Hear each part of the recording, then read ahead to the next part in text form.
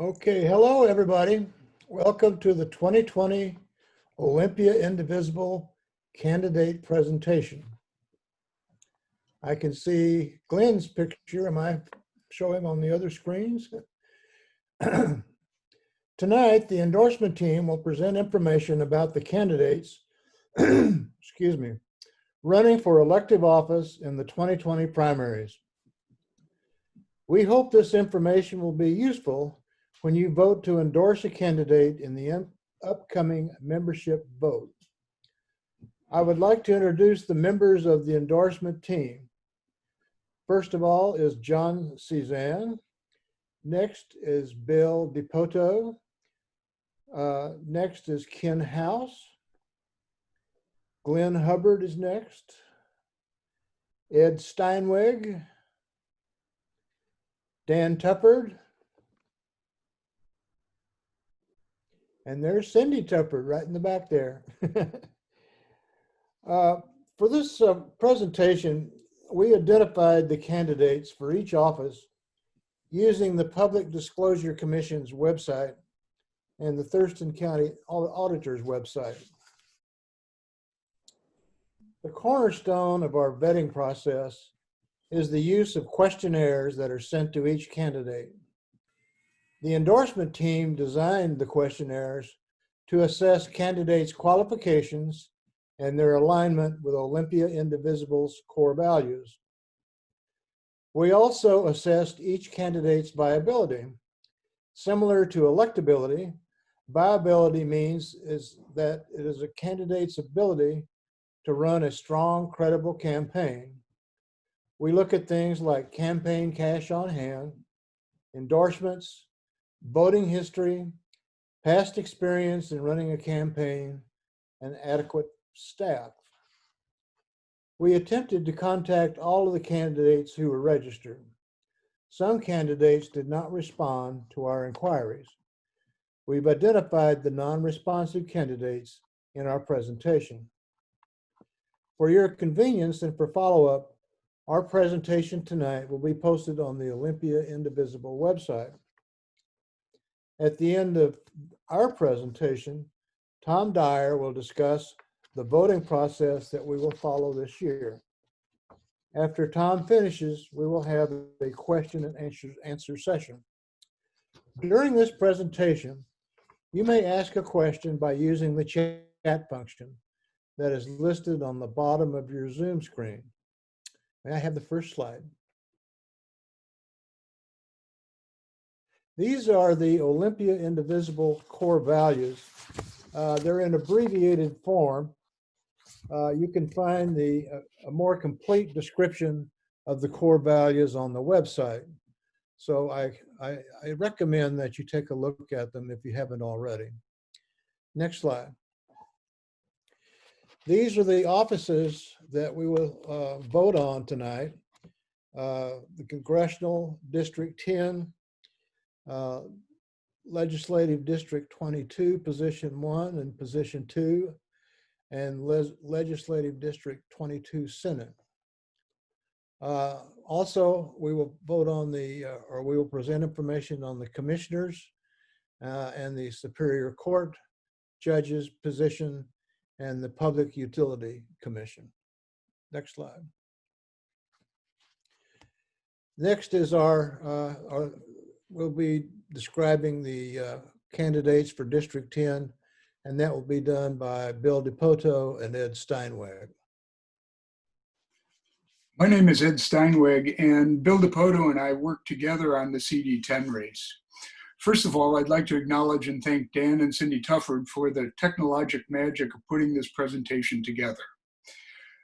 As an introduction, CD10 was created in 2013, and it extends from Shelton on the west to Puyallup and Fife on the east, and from University Place in South Tacoma in the north to Grand Mound and Yelm and Rainier in the south.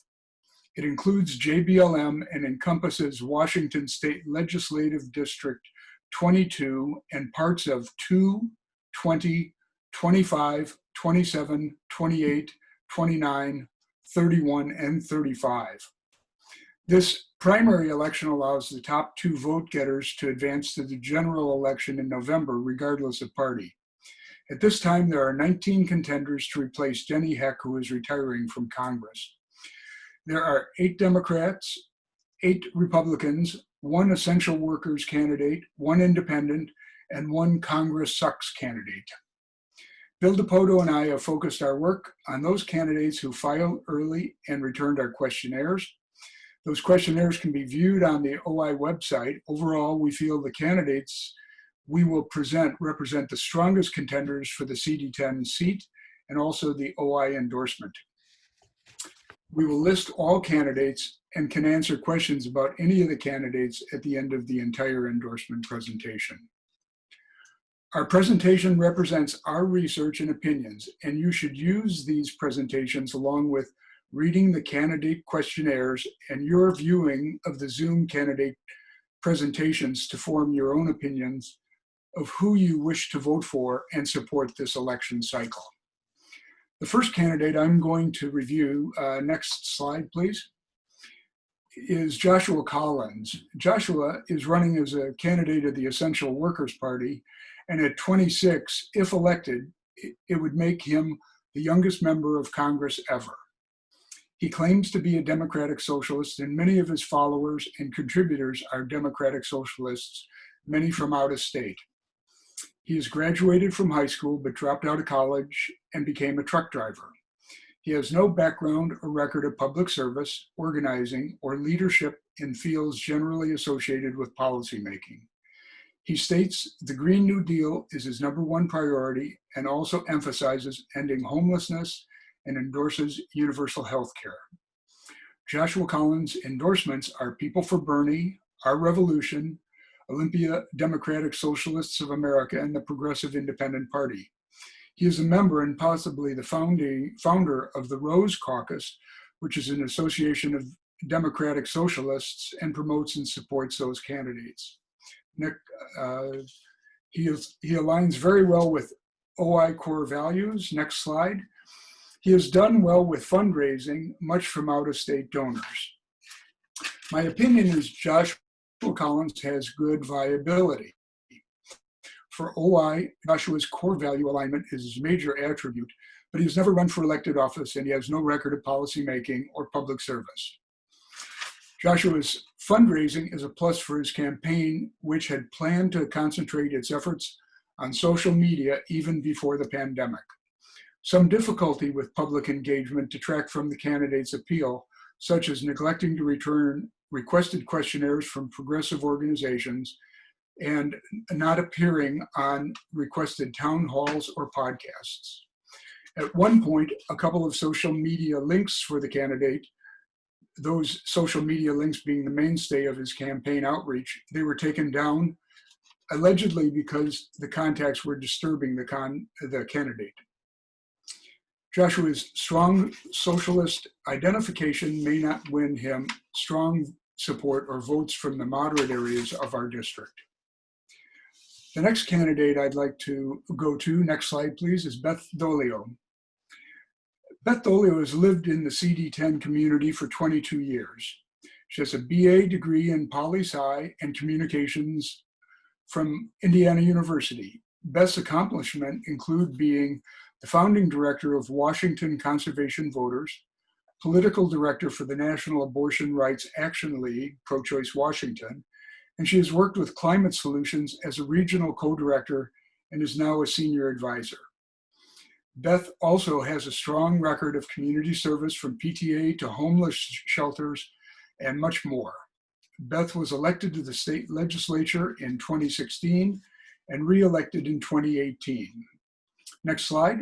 She aligns very well with OI core values, and her progressive record has garnered her endorsements from U.S. Representative Pramila Jayapal and the U.S.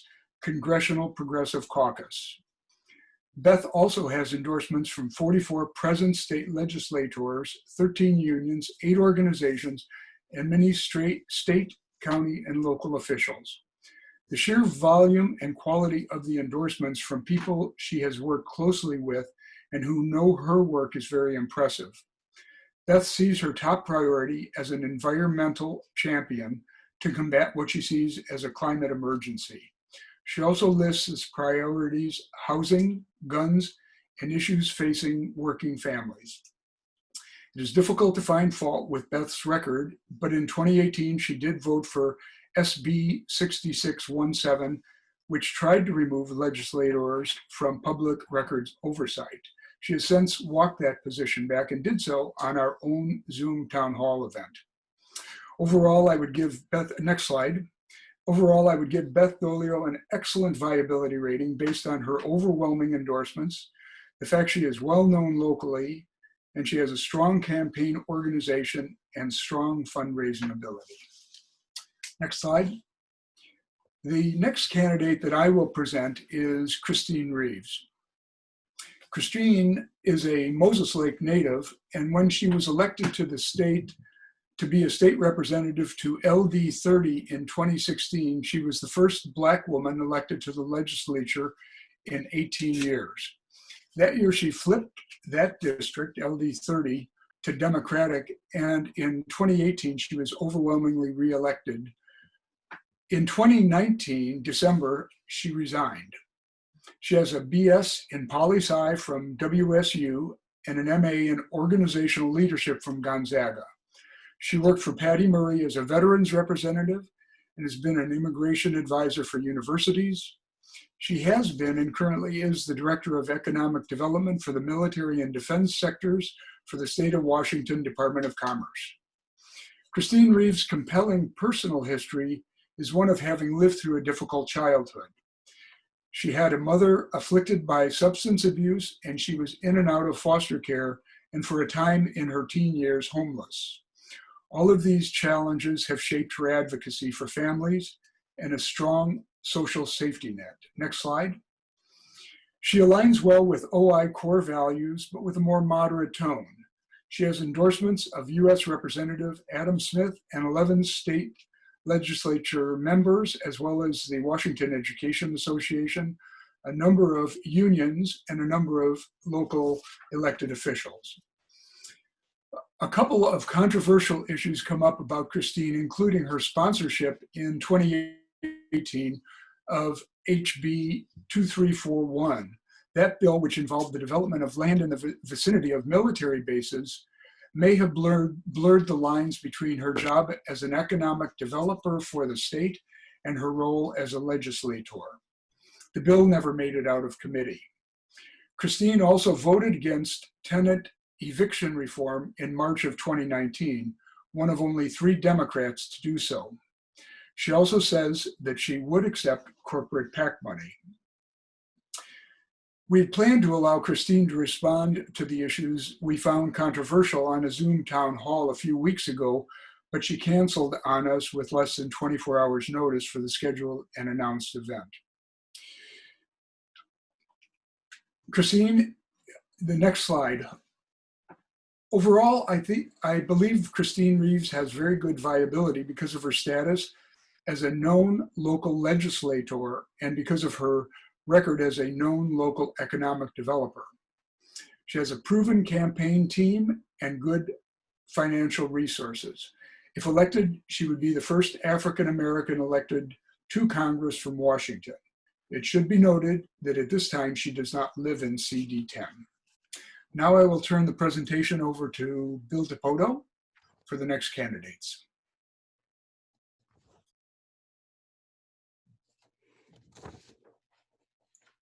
Thanks, Ed. Hi, everyone. This is Bill DePoto. Can we have the next slide? Thanks. Phil Gardner is a Washington native who lives in Tacoma within CD10. And he'll point out that he and only one other top-tier candidate currently live in the district. The first thing you might notice is his youth. In fact, this is one of his selling points.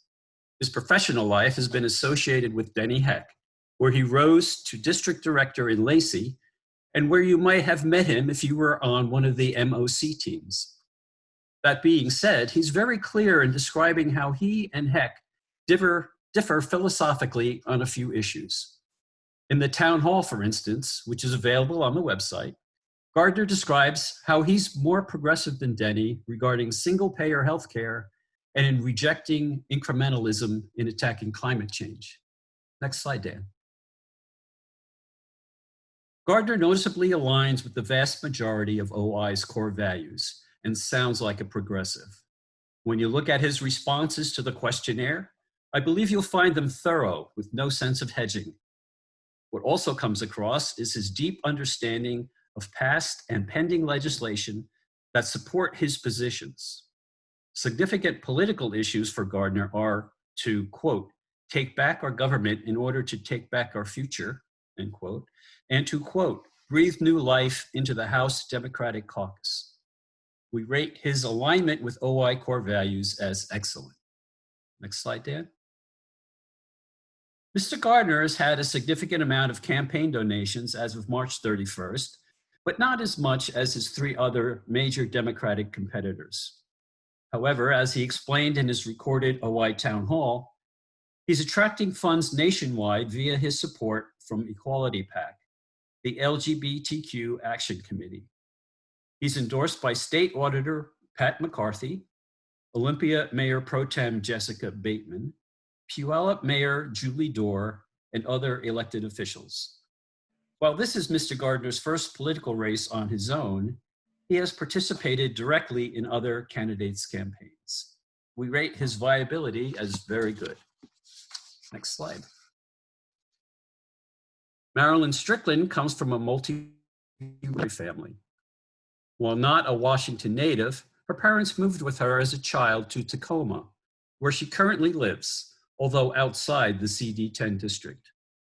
With an MBA, her last position was as CEO of the Seattle Metro Chamber of Commerce. She also served as mayor of Tacoma for 2 terms and as vice chair of the Sound Transit Board. Next slide. Like all of the top-tier Democratic candidates, Strickland aligns with the vast majority of OI's values. For example, she would advocate for reenacting the Glass-Steagall Act, which separates savings and commercial banks. However, on a couple important values, she wavers, namely by scoffing at taking the No Fossil Fuel Money campaign pledge and by downplaying the significance of the Green New Deal. We therefore rated her values alignment as very good. Next slide, Dan. Strickland is a polished, pragmatic politician with relevant executive experience. She has strong political ties in Pierce County and endorsements from former governors Gregoire and Locke and other elected officials. I think many would call her a moderate, middle-of-the-road Democrat, and she probably would not mind being called an incrementalist. Further, as a result of a few choices during her career, an ethics issue, support of a controversial liquefied natural gas project, and a Chamber of Commerce Amazon political maneuver, would rate her viability as very good.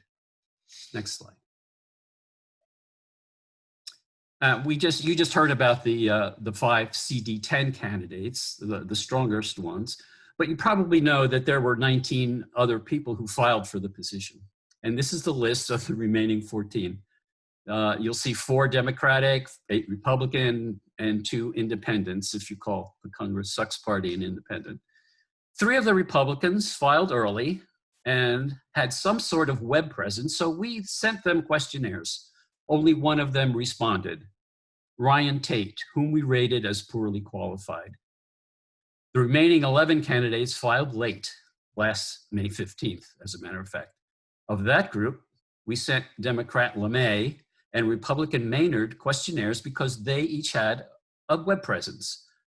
But we have not yet received responses from them. So I guess when and if we receive those responses, we'll post them on the OI website, but they'll probably not get their own separate presentation.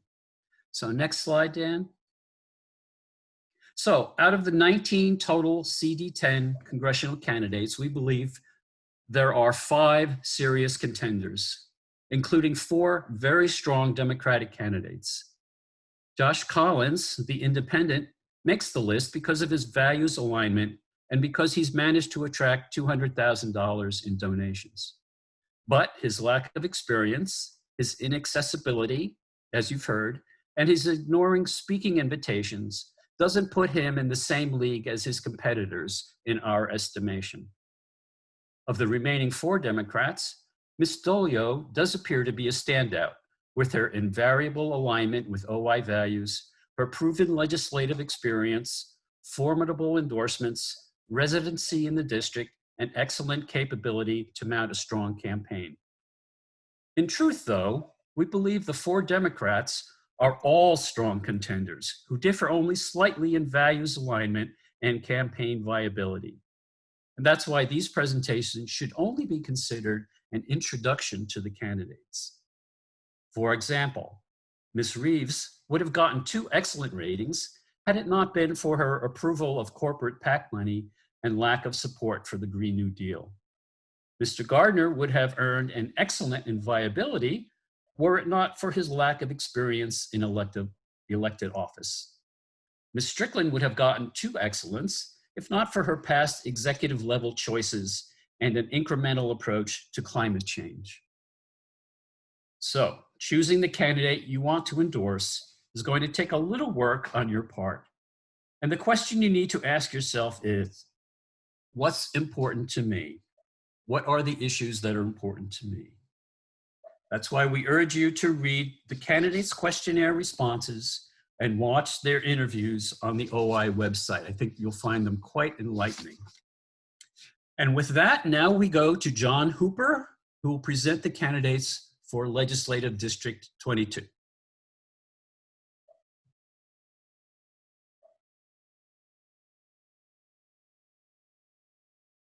Show the list, first the list of legislators with Sam Hunt as the senator in the district and Representatives Lori Dolan and Beth Dolio as representatives for positions 1 and 2.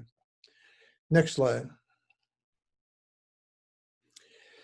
Lori Dolan, as you may remember from 2018, is a very good candidate in our opinion.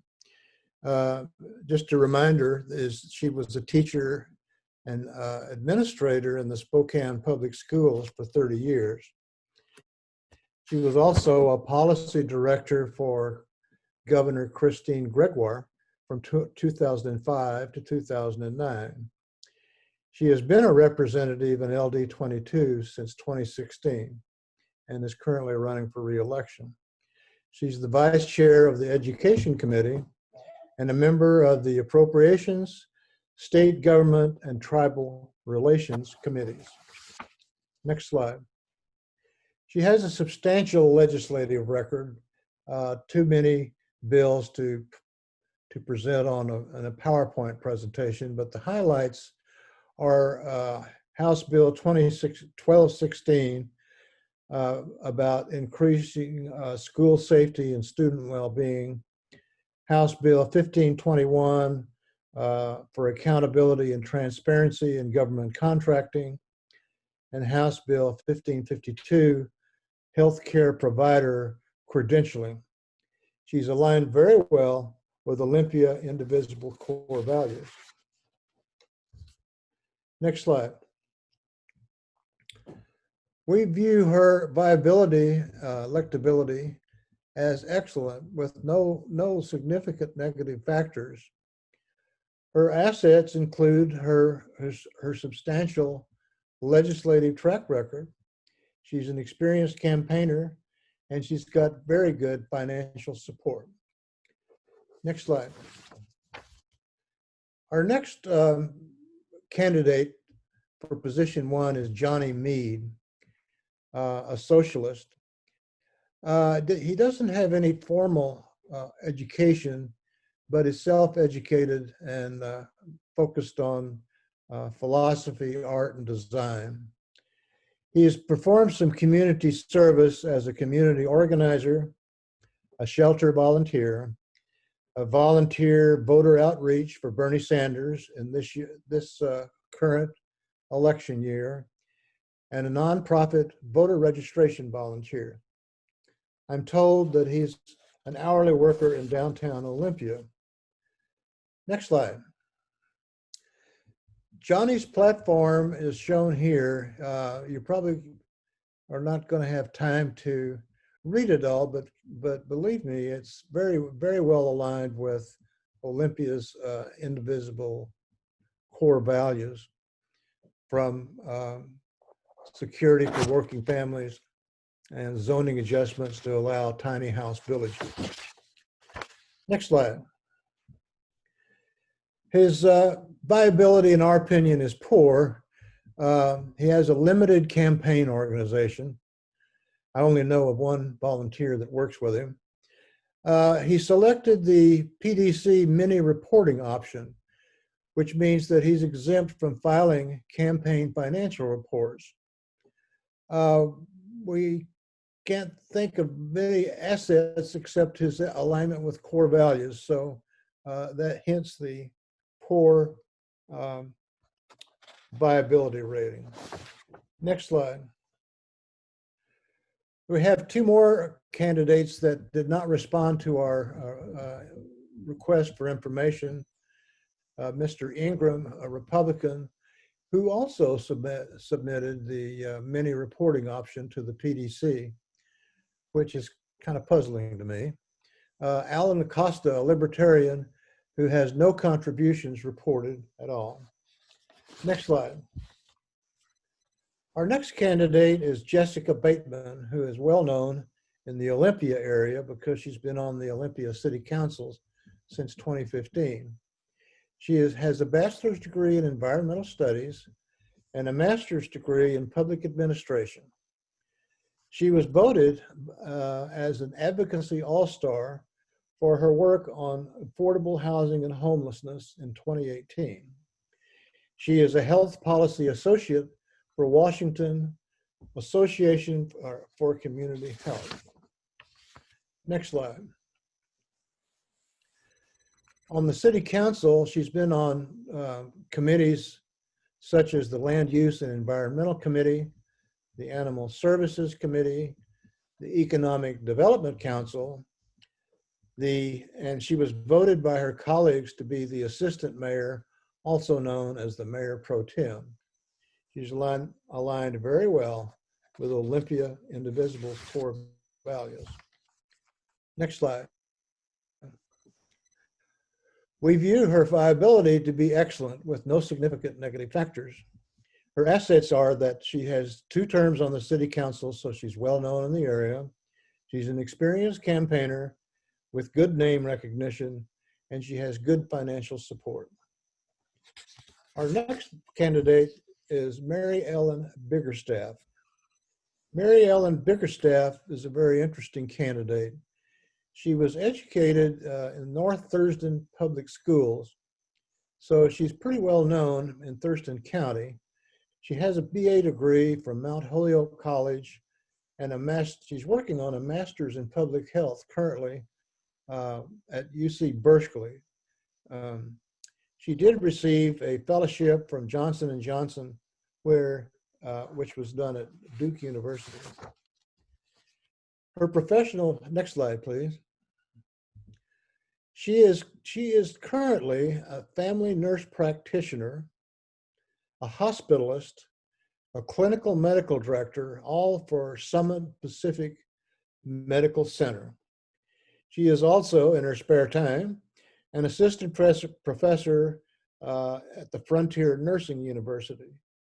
She's aligned very well with Olympia Indivisible core values. Her viability, next slide. We think that she has a good viability. It's her first time, she's a first-time candidate for public office, and her funding is somewhat limited, not nearly as much as the other LD22 candidates. On the other hand, she's very well known in Thurston County. She is a healthcare professional with lots of very good healthcare policy ideas that she discussed in her Zoom presentation when we held it some time ago. I recommend that you take a look at that Zoom presentation because she comes across as a very very personable individual and very knowledgeable about healthcare alternatives. Next slide. The next, Glenda Breiler is also running. She is a member of the Colville Confederated Tribes, the Okanogan Band. She does have a bachelor's degree in human services from Western Washington University and a master's in social work from University of Washington. Currently, she's the director of the Evergreen State College Longhouse and has in the past, from 2018 to 2019, been the deputy director of the Washington Indian Gaming Association. Next slide. She aligns very well with Olympia Indivisible core values. And one of the interesting comments that she made about public education was that she would extend it all the way through junior college so that students could get an Associate of Arts degree. Next slide. Despite her good assets, she has good financial support, by the way. She's expected to be roundly supported by the indigenous community, but she's a first-time candidate for public office and has poor name recognition. So in our judgment, her viability is only fair. Next slide. These are the state representatives that did not respond to inquiries about information. Dusty Pierpoint, the Republican candidate, is the former police chief of Lacey, who recently retired. Anthony Novak is a Democrat. I don't know much about him. Next slide. Our current state senator, Sam Hunt, is also running for re-election. He's been a senator since 2017 in Legislative District 22. He was educated at Washington State University and received a bachelor's in education. Following that, he was a classroom teacher for a number of years, but during that time, he also was elected to some various offices. His prior elective offices were the city council member in Pasco, Washington. He was also the LD 22 representative for position 2, Beth Tolio's position, and a member of the North Thurston Public School Board from 1995 to 2003. Next slide. He's done a really good job of legislation. He's, as we would like to have done nationwide, he voted for vote by mail and online voter registration. There was another bill involving eliminating mercury from numerous products. Also, the Washington Voting Rights Act, protecting state employees from contracting out, and COLAs for Plan 1 retirees. He aligns well with Ohio core values. Next slide. There are no significant negative factors with Senator Hunt. He is the incumbent. He has sponsored and supported progressive legislation. He has very good financial support.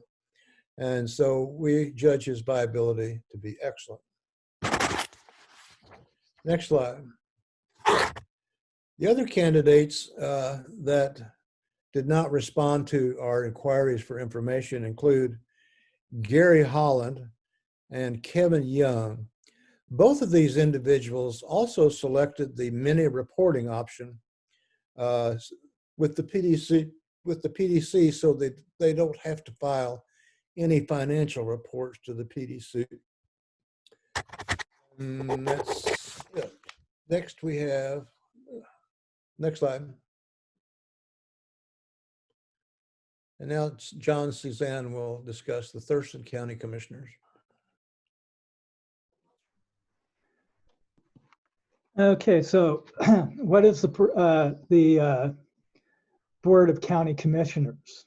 The Board of County Commissioners is made up of 3 county commissioners who serve 4-year terms and has budgetary, including taxing authority, administrative, including health services, public roads, emergency services, parks and recreation, planning and zoning, and a key role in a wide variety of boards and commissions, as well as judicial functions. Next slide, please. There are 2 of the 3 county commissioner seats up for re-election in this cycle. Position 1 is currently held by John Hutchings and extends from Boston Harbor through downtown Olympia to the southern end of the county. Hutchings is running for re-election to a 2nd term, but he's being opposed by no less than 6 challengers in the primary. These include 3 progressive Democrats, 1 Republican, 2 independents, and 1 who states no party preference. Position 2 includes Lacey and the east portion of Thurston County. Gary Edwards, the incumbent, is running for re-election and is opposed by Michael Stedman. It should be noted that in the primary, only those that reside in the district can vote. That is, you must reside in District 1 for your ballot to include the District 1 candidates. In the general election, all voters in the county vote, no matter which district you are in. Next slide, please. John Hutchings, the incumbent, had a long career in law enforcement before running for the county commission. A 27-year veteran of the Olympia Police Department, he is an expert on crisis intervention and created the Olympia Police Department Crisis Intervention Unit. And he sits on the board of Habitat for Humanity. Hutch has often been the swing vote on the current commission, sometimes siding with Ty Menser and at other times siding with Gary Edwards.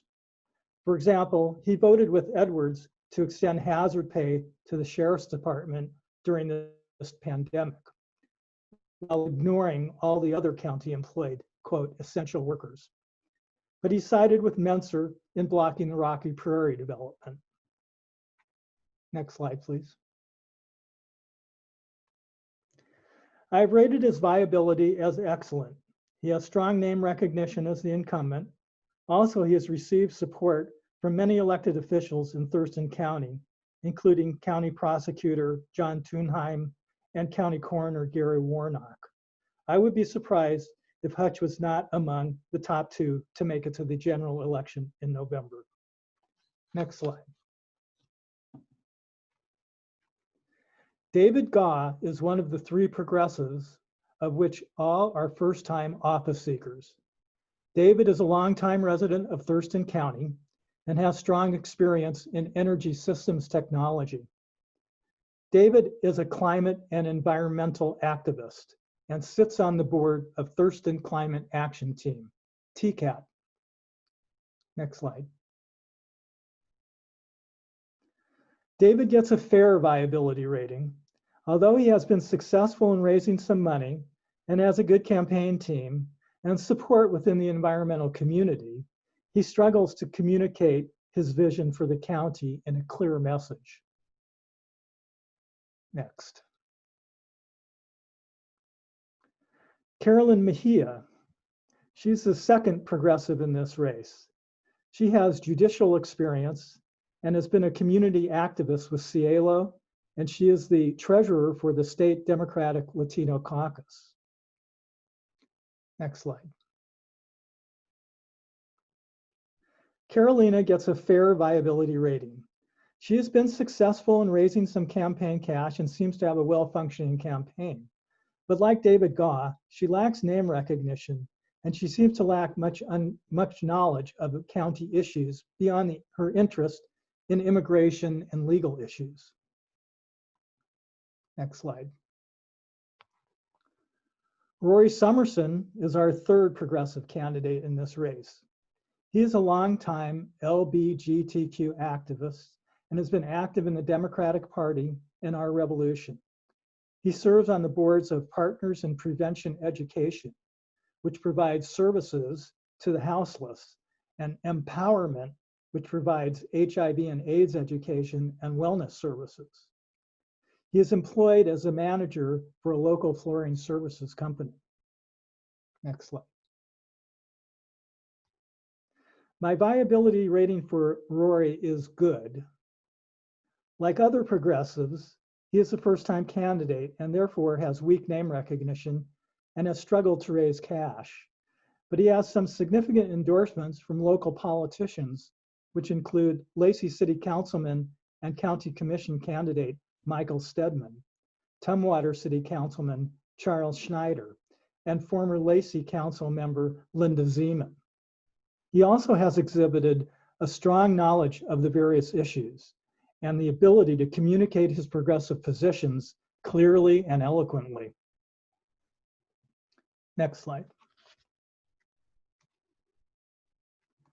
David Gaw, Carolina Mejia, and Rory Summerson are in alignment with the core values that apply to county commissioners, while John Hutchings gets some gray marks for being inconsistent in his alignment with the core values. Next slide. All of these candidates have completed the OI questionnaire, and these are available on the website. Also, we have the recorded town hall interviews available with Gaw, Mejia, and Summerson. So if you visit our website, you can get lots more information on all three of these candidates. Next slide. The position 2 contest will be in November, as there are only 2 candidates for this position. These are the incumbent Gary Edwards, who is being challenged by Michael Stedman. Michael Stedman is currently on the Lacey City Council. He is the owner of the real estate management company, Stedman Properties, and is proud to have served in the military as a Marine. While he is considered a moderate, as he is in alignment with our core values, evidenced by his response to our questionnaire. He expressed much alignment in the questionnaire to our core values. Mr. Edwards did not return our questionnaire and does not seek our endorsement. Next slide. I rate Michael Stedman's viability as excellent. He enjoys strong name recognition by virtue of his time as a Lacey City Councilman. He has raised some more campaign money than any other candidate running for the Board of County Commissioners, and is endorsed by many local politicians, most significantly by Ty Menser. Okay, next slide. These candidates did not respond. 3 of these are in the position 1 race. Bud Blake and C. Davis are challenging Hutchings from the right. I don't believe that C. Davis has much chance to advance. However, Bud Blake could be a significant factor. He was the previous occupant of the seat that Ty Menser currently holds. Ty beat Blake in a very close contest in 2018. Thomas Bolander does not seek our endorsement.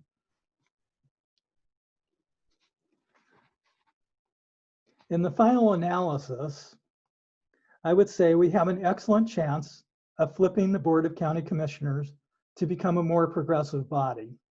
Stedman stands a good chance of defeating Edwards for the position 2 seat. However, it will be a challenge to seat a progressive in position 1, but I feel that we could possibly succeed there also. Next, I welcome Glenn Hubbard to take over, who will be discussing the Superior Court judges.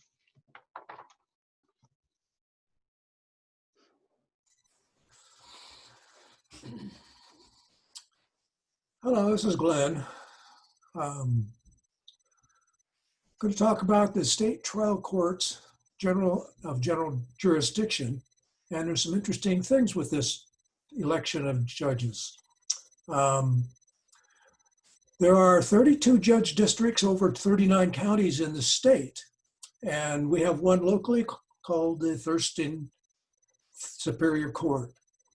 Our court has 8 full-time elected judges, but only position 8 is up for vote in August primary, because the rules for Superior Court judges is the following. If there is only one candidate for a particular position, then that candidate is automatically elected. So we have 7 positions. They're going to be automatically elected because they're unopposed and they're all they're all incumbents. That's what I was trying to say. So, next slide, please. Mr. Sprosky did not return his thing, and it has almost no information on the internet to go for. So that's all we're going to say, particularly about Jonathan. Next slide, please. So no campaign information available and no assets to talk about. So viability is poor. Next slide, please. Sharonda Amarillo did not return her questionnaire. However, she did show up in a town hall earlier in the year, and she spoke very well. I saw her, and I thought she did well for herself. She has all the qualifications to be in that position, and she's had quite a bit of military experience and is currently in the Army Reserve. So she's been working in firms in Olympia as a licensed lawyer, and she's been licensed for 16 years in good standing. So next slide, please. So her viability is good. The fact that she did not return the questionnaire bothers me a little bit, but she did, on the asset side, participated in town hall. And she does have a good presence on the internet. Next slide, please. David Hankins did return the questionnaire. He has a BA in political science from Seattle University and a law degree, as they all have to have. So next slide, please. He returned the questionnaire and it sounded good. And if you want to know about this man, you could go into the Olympia Indivisible website and look at his questionnaire answers. And so next slide, please. Scott Alf, BA from Western State University and Texas State University, JD from Seattle Public University School of Law. So he's been practicing law for a lot of years, 23. Former president, statewide district and municipal court judges association. So they know about him in the judges department. Currently president of the Lacey Rotary and as a board member of the North Thurston Education Foundation, which tells me that he is very familiar with our local area. Next slide, please. Okay, viability is good because I didn't find any liabilities. He did return the questionnaire on the asset side, and he's been endorsed by 55 judicial colleagues. So I say his viability is actually very good. So next slide, please. So best we can do with judges is look for these particular things, and here's what they did. And basically, Jonathan Sprosky, since we couldn't find out anything about him, we can't do any check marks in there. So there we are with the core values. Next slide, please. So now I turn it over to Ken House to talk about Thurston County Public Utilities Commissioner. Take it away, Ken. Thanks. This is Ken House. The Thurston County Public Utility District is a water utility governed by an elected board of 3 nonpartisan commissioners serving 6-year terms. Established in 1938, the PUD owns and operates 275 water systems serving almost 8,000 customers in Thurston County and adjacent areas. Potentially, the PUD could provide internet-related electrical services within the county as well. Next slide, please. Chris Stearns, a longtime Thurston County resident, was first elected in 2008 to the commission. He is running unopposed for re-election to position 3. Chris is a fisheries biologist, is chair of the Washington State PUD Association Water Committee, and chaired the Water Committee of what is now Thurston Thrives. Chris has campaigned for publicly owned electrical service in the county in the past. Next slide, please. Chris provided comprehensive responses to our questionnaire. They show a strong commitment to safe, sustainable, affordable, and reliable services to PUD customers while protecting groundwater resources from depletion or contamination. Chris supports the PUD extending to provide internet-related services and electrical services within the county, but he's very realistic about the challenges faced to achieve these goals. He's worked to increase fiscal accountability, transparent operations, and reliable service to the PUD while keeping rates low, helping low-income customers, and lowering the district's carbon footprint. Chris aligns most closely with the 4 core values that relate directly to his PUD duties. Next slide, please. Chris has no significant liabilities. I rate his viability as excellent, not only for the obvious reason that he's running unopposed, but because of his long-term ties with the community and connections with environmental efforts. Next, John Hooper will provide a quick summary and introduce our last speaker.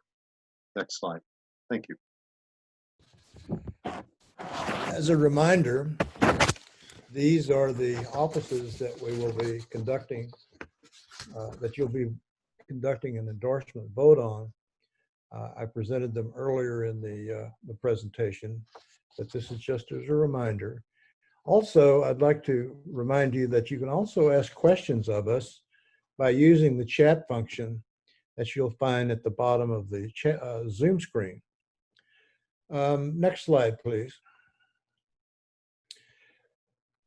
To find the information that we've been talking about that'll be on the Olympia Indivisible website, here's the way you do it. You go to the website, select endorsements from the 2020 election pull-down menu for the questionnaire responses and the candidate websites, and then select town halls from the same pull-down menu for the recorded videos of the candidates.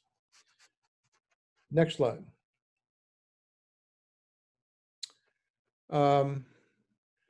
This is the presentation by Tom Dyer. Take it away, Tom. Hi. First off, before I say anything about this ranked choice voting, I just want to say thanks to the endorsements team for doing a fantastic job again. They've done this for the last 3 elections we've gone through.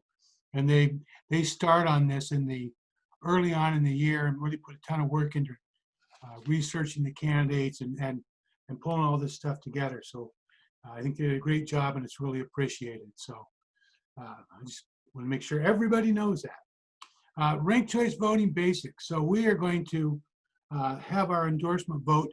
It is going to start when this call ends. I will go over and set off OPA vote once this is all done. And so you can vote tonight if you have everything all figured out. And you'll have a week to vote, so seven days. And the big thing that's different this time is we're going to use ranked choice voting to determine the winners of our election.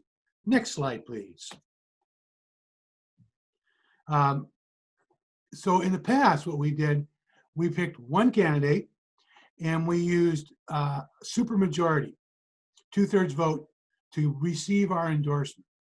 And this year, we decided not to do that. We decided, because we looked at the number of candidates we had running, particularly for Denny Heck's seat, and we said, you know, the odds are fairly good that nobody will get 66%. And so we said, well, do we want to be endorsed candidates? And decided we wanted to do that. We took that to our members and said, okay, shall we do ranked choice voting? And our membership overwhelmingly said, yes, let's do that. So that's what we're going to do. Next slide, please. So in ranked choice voting, the simple idea is that you are going to, for all the candidates that are listed, you're going to choose the ones you like and then rank them. So let's just say we have Bill, John, let's make that John Hooper and John Suzanne. They're all running. And they're great candidates, and you like them all. And then we're also going to throw in there, who else? Glenn's running also. We got 4 candidates. And you can say, you know what? I don't like Glenn, even though I think he's a great guy, but I don't think his values align with what I like. So I'm not going to vote for him at all. You don't have to vote for anybody you don't want to. You just vote for people you want to. And then with the other 3, you're going to go, okay, who do I like best? Bill, John Suzanne, or John Hooper. And you're going to rank those 1, 2, 3. And so after that, the votes get tallied. And if one of the candidates gets 51% of the votes, simple majority, it's over. If they don't, if somebody only has 45% or 40%, what happens is the lowest candidate gets dropped out of the thing, and their votes are all distributed to their second choice. So he said, whoever that second choice was, now they get that person's votes until somebody has 51%. So you are going to get a winner in these contests, with the possible exception of it's mathematically possible to have a 50-50 vote if there's only 2 candidates. It's not likely, but it's possible. And so that's kind of how it works. There's also, I've sent this out to a couple, 3 times now. There's also slides on this stuff up on the OI website. There's a 2-minute video on the OI website that explains it pretty darn well. Next slide, please. Yeah, so take a look at the video, and if you have questions, you can drop me a line to indivisibletom@gmail. Happy to help out. We are going to use OPA vote again this year. It's the same thing we've used for our last 2 endorsement votes. It does rank choice voting. It's not a problem. Like I said, it's all, I have everything all set up at this point, so I just have to go in and, there's the camera, push the button and get it to go. So I will do that after this meeting concludes. That's all I got. Thanks, Tom. Yep.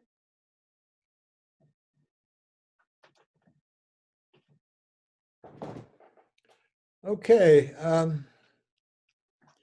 Now we'll be happy to entertain questions from the audience through chat. Oh, here's the video, but there's no sound. Oh, there it is. Result in the election of a candidate who earned only a small percentage of the vote, even when the majority of voters supported other candidates. But that's not the only way. So what is ranked choice voting? In most parts of the United States, voters select a single candidate for each position on their ballot, and the candidate with the most votes wins. This is known as single choice winner-take-all, which can sometimes result in the election of a candidate who earned only a small percentage of the vote, even when the majority of voters supported other candidates. But that's not the only way of electing our leaders. Ranked choice voting is another voting method which allows voters to rank their candidates in order of preference. In a ranked choice voting election, a candidate needs to earn more than half of the votes to win. All first choices are counted, and if a candidate has a majority, then they win, just like any other election. If not, the candidate with the fewest votes is eliminated, and voters who picked that candidate as number 1 will have their votes count for their next choice. This process continues until a candidate earns a majority and is declared the winner. Let's look at an example. Here, you select orange as your first choice candidate, yellow as your second, pink as your third, and green as your final choice. The first choices are counted. Yellow earned 35%, orange 21%, pink earned 28%, and green earned 16% of the vote. Because nobody won more than 50%, the candidate with the fewest votes is eliminated, and voters who picked him as their first choice have their ballots count for their second choice. This continues until a candidate receives more than half of the votes, or 50% plus one. So what are some of the benefits of ranked choice voting? Ranked choice voting provides more choices, allowing more than two candidates to compete without fear of splitting the vote among like-minded individuals. Sometimes voters feel pressured to vote for the lesser of two evils. Ranked choice voting allows people to vote for their favorite candidate, not just against the candidates they dislike. With ranked choice voting, we see more positive campaigns and less negative advertising. Candidates are encouraged to reach out to as many voters as possible, including those supporting their opponents. They can build a winning coalition with like-minded candidates to earn voters' second and third choices. It's time to fix our democracy and make our elections work better for everybody. We can do that with ranked choice voting. Email your state at fairvote.org or visit www.fairvote.org to find out how you can get involved. Okay. All right. I'll be happy to entertain questions. Let's see. Yeah. Hi, John. I've got a few questions here from the chat. I just want to remind people you can keep sending those in. So earlier there was a question about Christine Reeves. Specifically, there was a couple questions in here about CD10 race. And someone asked, why did Christine Reeves resign in 2019? Do we know why that happened? I'll jump in and try to answer that. You know, it was a question that we had slated to pose to Christine in the town hall meeting and never got a chance to because she didn't show up for that meeting. Presumably, she resigned to run for the CD10 seat, but that's just a supposition. It seems logical. She was one of the first candidates to file. It's interesting, though, with the knowledge that Beth Dolio did not resign and retained her seat and still does. So an unknown, but the presumption is she had her eyes on CD10. Okay. Thank you, Ed. I think this next one's probably going to be for Bill. Why rate Marilyn Strickland very good with our values? She specifically said she would not support the Green New Deal and does not support healthcare for all. Yeah, those points are true. But when you look at the 18 listed core values, Marilyn Strickland checks the boxes on like 15 of them. You know, she did not get an excellent, for sure. I think 16 out of 18 rates are very good. You note of the 5, other than Collins, of the 4 top Democrats, she got 2 very goods, as opposed to 2 excellents or 1 and 1. So I think you can draw some conclusions from that. I think the membership can look at her questionnaire and listen to her town hall recording that we made a week ago, make their own decision. But it's true, she does not support Medicare for all. In fact, I've got her questionnaire in front of me. What she wants to do is add a public health care option to the existing system. She thinks that will lead to better insurance plans from the private insurers, increasing competition. You know, that's controversial. Not everybody agrees with that, but maybe some do, and maybe that's not an issue with them. She also wants to lower the eligibility age for Medicare. So, I mean, it's not Medicare for all, obviously.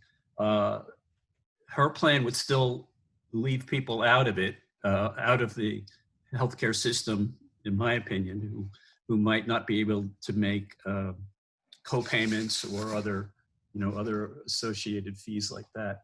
And as far as the Green New Deal, yeah, she's an incrementalist, and I thought I brought that up. She's different. I think, well, let me say, I quoted 2 things. from the candidates. Let me see if I can find it. Yeah. On the Green New Deal for, Strickland says, while well-intentioned, the Green New Deal is more conceptual than actionable. So, I mean, it's kind of clear, one candidate comes right out and says he'll support it when going to, he'll be a co-sponsor of the Green New Deal when he goes to Congress. And this is far from that commitment. It's quite a conditional commitment. So those two facts are true. She did not get an excellent because of that, but I think she rates it very good. But I think our membership, when they look at the information for themselves, they can make a decision about that and how important that is to them. And Ed?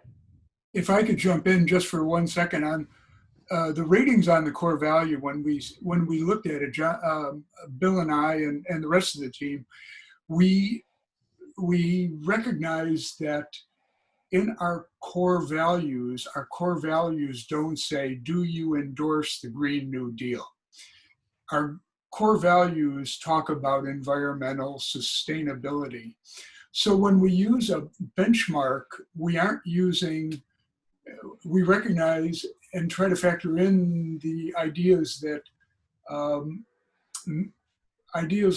very progressive ideas like Medicare for all and Green New Deal are things that many of us embrace, but our core values that we all voted on say different words like universal health care and sustainability of environmentalism. So we were trying to be fair in saying whether the candidates actually met what our core values are, not maybe what our own aspirations are. Well, thank you, Ed and Bill. That's a really good explanation of all the process that went through in these decisions and how, coming up with just a rating word is a difficult thing. We did have one or two more questions about different ratings for candidates. One said, I'd like the endorsement team members to address the viability rating for Phil Gardner versus Christine Reeves. She got a fair and he got very good, but this person believes their liabilities are the same. If someone could speak to that specific case, would be great. Reeves got a fair on what?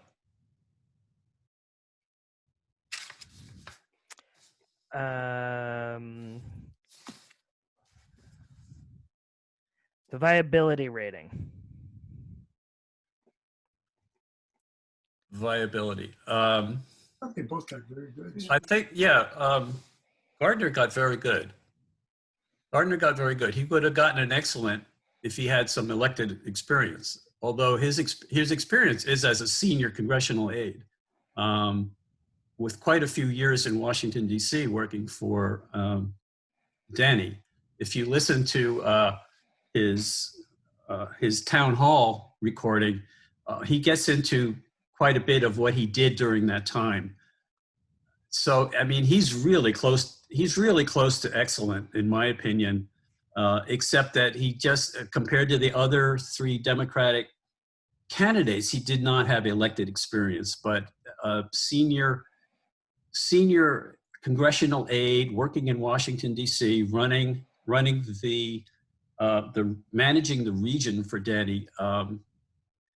He's got a lot of relevant experience, and if anyone's been on those members of Congress group, those committees that go in and talk to the representatives, and if they've gone in and sat with him, I think they'd have a good sense of the depth of his knowledge. I can't speak to Christine Reeves. That's Ed's. I can't think of what the fair rating was for her. Take it away, Ed. I think Christine Reeves has a lot of experience. She, not only did she flip a Republican-held LD, she was a strong enough candidate to do that in 2016, but she re-won her position in 2018 with 65% of the vote. So she's a talented and well-respected legislator. She, I would consider her more moderate, just like Marilyn Strickland. And we pointed out some of the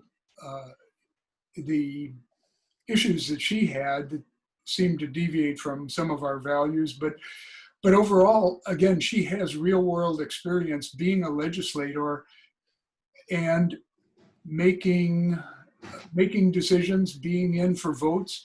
If you go to the Ballotopedia and you look at the ratings, the voting ratings for her versus some of the other candidates like Beth Dolio, she's right up there. She's very close. So she gets, in my mind, a strong nod, not quite as strong as the other candidate I presented. It's also a legislator. I'm not trying to be too leading here, but anyway, I think she's a strong candidate. And again, real world experience, doing the job. That's it. Great. All right, we've got one more how it's made kind of question for the endorsements team. This person is wondering if the committee is taking into account the changes in the political climate around racial justice right now. If that's affecting any of your recommendations. They gave an example of supporting Glenda Brailer over Jessica Bateman in part because she represents a minority group, tribes, and because she is a climate action centered. So did those kind of factor into your endorsement team decisions? I'll answer for Breiler. Am I muted? No, you're good, John. Well, naturally, she's very. I guess the answer is that these late breaking issues around race and police activities against protesters weren't really taken into consideration specifically. We get a sense from our candidates that they would, I think some of them would be sympathetic with the protesters, but it didn't really enter into, it wasn't really a big factor in our evaluation of the candidates and the information that we presented tonight.